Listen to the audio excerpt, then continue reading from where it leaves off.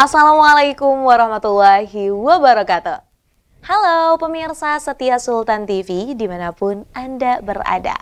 Kembali lagi bersama saya, Raud Lorida, dalam dialog bincang hari ini.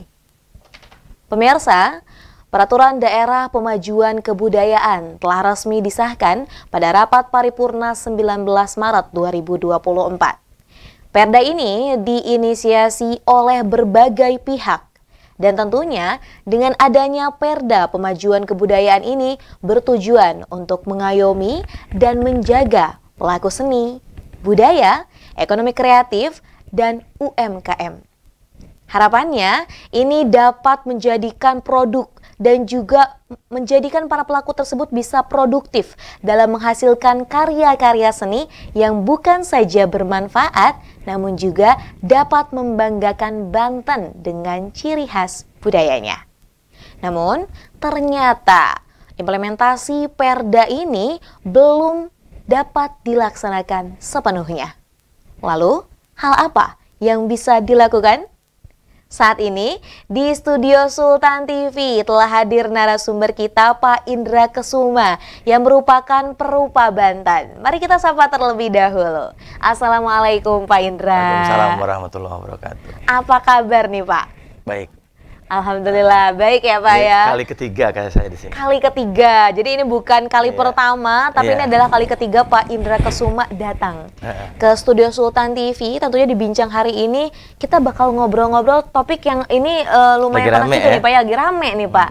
Apalagi berbicara mengenai Perda Pemajuan Kebudayaan. Sebelumnya saya mengucapkan terima kasih Bapak. Sama-sama. Sudah hadir nih ya. Ini meskipun sekarang nih kayaknya mendung-mendung, tapi semoga perbincangan kita hari ini hangat ya Pak ya. Nah, langsung aja nih Pak. Ketika kita berbicara mengenai Perda Pemajuan Kebudayaan, setelah sebelumnya juga pada hari yang lalu ya Pak, ini sempat ada diskusi publik yang diinisiasi juga oleh Balai Pelestarian Kebudayaan Wilayah 8. Tentunya membahas mengenai Perda Pemajuan Kebudayaan ini.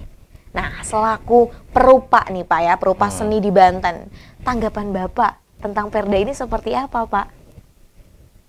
Kalau saya secara pribadi, ya Perda ini bagus-bagus saja.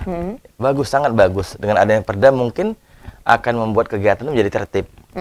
Tetapi jangan sampai dengan Perda ini terjadi kesalahpahaman. Artinya kesalahpahaman itu dalam Perda itu banyak kepentingan-kepentingan yang dibuat untuk memenangkan sesuatu atau untuk kebutuhan sekelompok orang. Nah itu. Karena namanya Perda kan peraturan daerah yang artinya menguatkan posisi peraturan itu untuk lebih membangun kebudayaan yang kita cita-citakan. Kan nggak cuma sekedar sebutan saja. Kemudian tidak membuat kebudayaan itu menjadi seperti tidak berarti apa-apa. Makanya mungkin dengan Perda ini dia akan menjadi lebih kokoh posisinya. Akan ada pengakuan yang jelas dari masyarakat umum, dari orang luar. Itu memang harus ada. Jadi kalau saya sih positif menanggapi ini ya. Tapi nanti kita tidak tahu apakah nanti akan berefek juga positif kepada kawan-kawan lain, kepada pelaku-pelaku budayaan yang lain. Karena isinya ini kan belum sepenuhnya menyebar nih isinya. Kalau sudah menyebar mungkin akan menjadi perbincangan baru nanti ini. Itu semoga aja positif. Oke, jadi memang tanggapan Bapak terkait dengan Perda Pemajuan Kebudayaan ini adalah positif ya Pak. Ya, positif. Tentunya juga ada banyak harapan yang dinantikan oleh para pelaku seni, kemudian juga budayawan, yang khususnya memang berkecimpung di dunia kebudayaan yang ada di Provinsi Banten. Nah tapi Pak, harapan Bapak sendiri nih terkait dengan adanya Perda ini seperti apa Pak kira-kira? Saya berharap isi Perda itu menunjang untuk budaya daerah kita ini berkembang dengan benar, ya, tidak hanya untuk kepentingan sekelompok orang, tapi dia lahir memang yang mestinya hampir hilang menjadi bertahan, dari bertahan menjadi muncul kembali, sehingga generasi yang bawah, generasi Gen Z itu memang paham, dia tidak lagi menganggap bahwa kebudayaan daerah itu nggak penting. Nah itu yang saya harapkan dari Perda ini dilahirkan. Tapi semoga dengan lahir Perda ini juga orang yang membuat Perda itu tidak hanya sekedar membuat saja, tapi ada hal-hal lain yang memang membangunkan pikiran kita menjadi lebih cinta dengan Banten itu. Bukan hanya lelaga saya orang Banten, saya asli Banten atau saya sebagai apa, tapi dia tidak punya kontribusi apapun yang membangun Banten, hanya sekedar iseng-iseng atau cari untung lah saya. Nah itu tidak diharapkan. Oke. Ya. Jadi itu adalah salah satu harapan ya, Iya. Pak. Tentunya juga kan memang budaya ini sekarang juga makin banyak akulturasi yang terjadi. Ya, betul. Kita nggak bisa nutup mata Betul. ya, Pak ya. Dengan adanya teknologi yang ada kan akhirnya generasi-generasi saat ini juga lebih condong mungkin kepada budaya-budaya yang happening seperti itu dibanding budaya-budaya tradisional, salah satunya yang dimiliki oleh daerahnya sendiri. Nah, menurut Bapak nih, seberapa penting sih Pak Perda ini nih ya dalam menjaga eksistensi budaya lokal yang ada? Kalau disebut seberapa penting, sangat penting. Karena dengan adanya peraturan atau perundang-undangan, orang tidak sembarang menggunakan kebudayaan itu secara semaunya. Jadi ada aturan-aturan yang harus diikuti, sehingga ketika terjadi kesalahan itu bisa dikaji kembali dengan undang-undang. Oh, ini tidak boleh, jangan sampai. Oh, ini akan hilang kalau tanpa ada peraturan. Nah, itu ada untungnya dengan perundang-undang ini yang dibuat oleh pemerintah ada. Tetapi ya harus waspada juga, jangan sampai itu juga menggagalkan yang lain untuk berkembang. Karena undang-undang itu kan tujuannya untuk merekatkan, bukan menghancurkan, tapi untuk menguatkan posisi kebudayaan daerah itu menjadi kebudayaan yang memang punya Banten, yang punya fondasi yang sangat-sangat kuat. Gitu loh. Jangan sampai dia kehilangan auranya, kekuatan power itu hilang. Oh, Banten kata, oh gitu doang. Nah, ini kata-kata gitu doang itu berbahaya sebenarnya untuk Banten sendiri. Dia harus punya kekuatan yang mempengaruhi orang untuk memahaminya. Jadi itu adalah salah satu pentingnya ya Pak ya, tentunya ada Perda juga ini menambah gitu kekuatan dari bagaimana nih perlunya kita menjaga eksistensi budaya lokal di tengah-tengah gitu ya Pak ya, ini banyaknya budaya-budaya yang makin baru lagi, yang wah cukup bervariasi.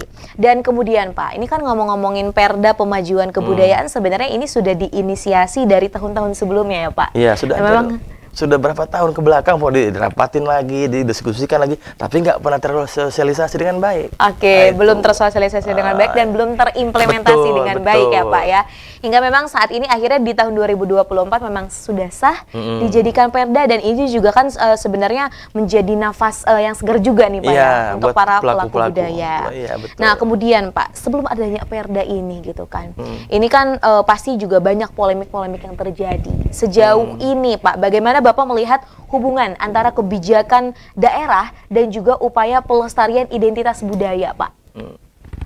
Kalau pelestarian itu sebelum ada undang-undang atau peraturan daerah ini memang sudah ada, tetapi cenderung terbata-bata. Jadi pelaksanaan itu tidak sepenuh hati.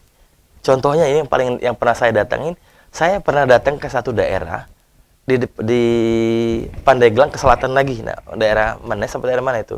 Tapi di sana ada patung, namanya patung gajah Gumarang, terletak di pinggir sungai yang masuk dari kampung itu sekitar 500 meter.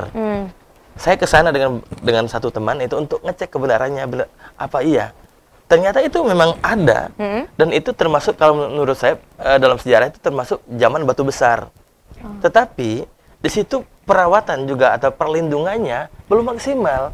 Mereka hanya ditutup-tutup dengan pagar bambu, yang artinya siapapun bisa masuk dan bisa merusak. Nah, itu yang menjadi kegetiran saya. Saya seorang perupa juga, saya sangat senang dengan hasil-hasil sejarah, hasil kebudayaan. Dari saya SMA saya sudah senang. Makanya ketika dapat kabar itu, saya datang dengan teman, ngajak teman, kita lihat, kita buktikan, kita potret, kita dokumentasikan. Dan sampai sekarang itu tetap saya lakukan. Ada apa, informasi apa yang berhubungan dengan kebudayaan, pelestarian, tetap kami lakukan dengan cara kami. Betul. Jadi itu memang intinya sebelumnya pun memang ada ya Pak, kebijakan-kebijakan yang ada, tapi lagi dan lagi sebenarnya kalau ngomongin peraturan juga memang kan pemerintah selaku pembuat peraturan tersendiri, dan ini kan masyarakat sebagai pelakunya juga ya Pak. Pelakunya. Jadi memang perlu ada sinergitas bersama. Harus ngobrol. Betul banget. Nah Pak, kita akan break sejenak nih Pak. Dan kita akan kembali sesaat lagi pemirsa. Maka dari itu jangan kemana-mana, tetap bersama kami dalam Bincang Hari Ini.